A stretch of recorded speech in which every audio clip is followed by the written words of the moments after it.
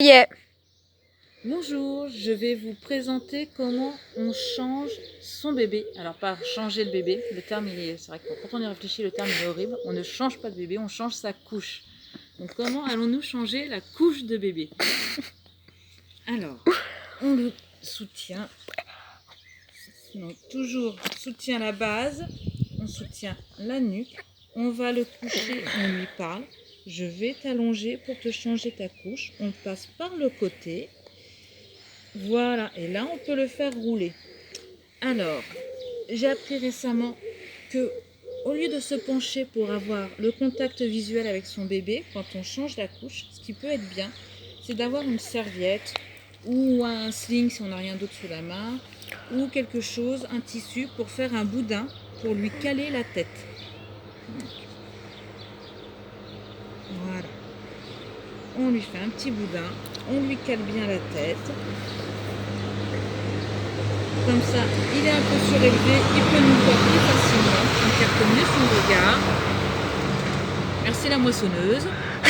On capte mieux son regard, on contenir le petit boudin autour de ses épaules pour contenir ses épaules, parce que quand ils sont tout petits, ils ne savent pas que leurs mains et leurs mains, que leurs pieds et leurs pieds. Donc ils ont besoin d'être contenus. C'est pour ça que certains recommandent l'emmaillotage. Je vous laisse libre cours. Ce n'est pas un sujet sur lequel je me lancerai. Mais le principe, il est le même. Donc le but est de vraiment contenir l'enfant dans son petit boudin. Une fois qu'il est contenu, qu'on a le contact visuel, qu'on lui explique ce qu'on va faire, donc je vais changer ta couche, donc je vais te déshabiller. On peut le tourner légèrement pour pouvoir, si c'est un pyjama qui s'ouvre par derrière, avoir accès au bouton derrière, ou tout simplement pour avoir un meilleur accès au moment où on va nettoyer derrière. Donc on commence par enlever les boutons. Alors on ne met pas le bébé en extension en tirant sur ses pieds, sinon ça va engendrer des réflexes et des pleurs. C'est pour ça que les bébés pleurent beaucoup au moment des changes. On garde bien dans la position regroupée. On défait. L'idéal, c'est pour ça que les pyjamas ou les pantalons avec des boutons à l'intérieur sont très bien faits. Du coup, ça évite d'avoir à tout déshabiller. Si c'est un pyjama à pied, on ne prend pas appui sous le pied, sinon il y a le réflexe de ramping qui fait que s'il sent un appui sous le pied, le bébé va pousser. C'est un réflexe naturel et physiologique. Donc on prend plutôt la cheville, le petit mollet. Et si c'est un pyjama à pied, tout en essayant de ne pas faire d'extension, on replie doucement et c'est le pyjama que l'on va tirer. On retire doucement pour ensuite décaler le pyjama. Donc maintenant pour avoir accès à la couche, on va donc, les bébés ont un bassin très mobile, on tourne le bassin et on peut monter la petite salopette, le pyjama dans le dos. Vous pouvez également le tourner de l'autre côté pour avoir accès. On libère la couche, voilà. Hop, hop. Chose importante que j'ai oublié de dire en premier, on prépare son matériel à l'avance. Et l'idéal est d'avoir une table allongée large pour pouvoir poser son matériel. Ça évite de laisser bébé de se tourner et de ne pas avoir bébé à vue. On prépare son matériel à l'avance. Quand on peut avoir une grande table allongée assez large, c'est quand même bien pratique. Donc on ouvre la couche, on prend ces petites lingettes lavables, jetables, de l'eau, du liniment, du produit. Vous êtes libre. On met le produit, on nettoie la partie pénis, vulve, la partie propre, on nettoie, hop. Ensuite, on tourne le bassin pour avoir accès au dos.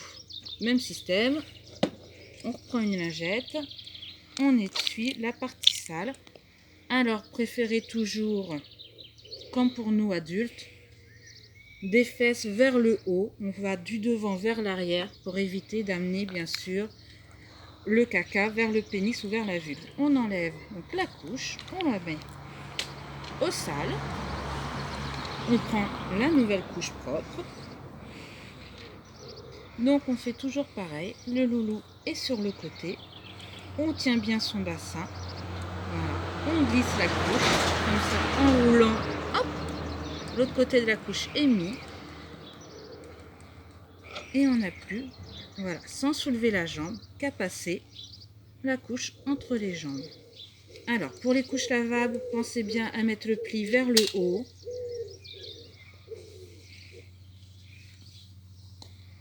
Donc après, on n'a plus qu'à attacher avec le bon réglage. Pour une couche lavable, on vérifie qu'on peut passer 4 doigts sur le devant et que la couche est bien dans le pli de laine. Pour le rhabiller, eh ben on fait pareil. On remet, on tourne toujours sur le côté, bien compris. Voilà, comme ça, c'est mieux. On tourne bébé donc, sur le côté. Et voilà, on peut comme ça replacer le pyjama, la salopette. Alors si c'était un pyjama à pied, on fait le même système. On prend le pied, on ouvre le pyjama et on glisse le pied. On ne tire pas dessus. Et on n'a plus qu'à le rattacher. Hop, j'arrive pas à viser la pression. Alors, voilà.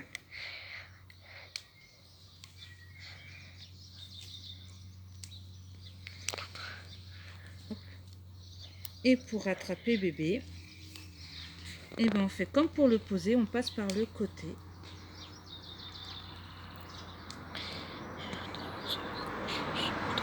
Donc, on le tourne,